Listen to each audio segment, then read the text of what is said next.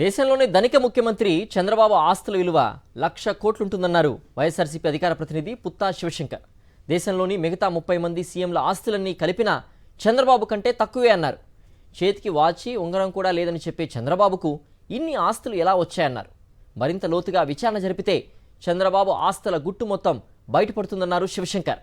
దేశంలో 31 మంది ముఖ్యమంత్రుల లోపల 1630 కోట్ల ఆస్తులు ఉన్నాయంట. సరే అనేసి మన ఆంధ్రప్రదేశ్ పరిస్థితి చూస్తే ఒక్కసారి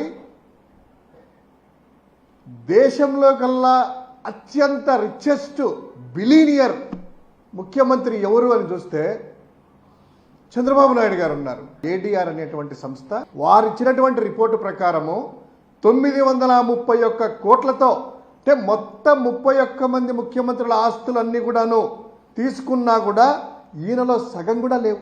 ఈ ఎన్నికల్లో కూటమి గెలిచిన తర్వాత మొదటి పార్లమెంటు సెషన్స్లో ఒక తృణమూల్ కాంగ్రెస్ ఎంపీ అనుకుంటాను ఒక ఇష్యూ రైజ్ చేసింది.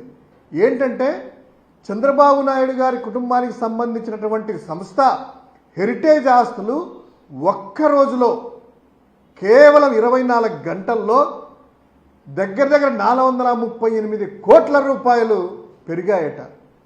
ప్రపంచంలో ఎక్కడైనా మనం చూసామా? అది కేవలం ఒక చంద్రబాబు మాత్రమే సంపాదించగలడు.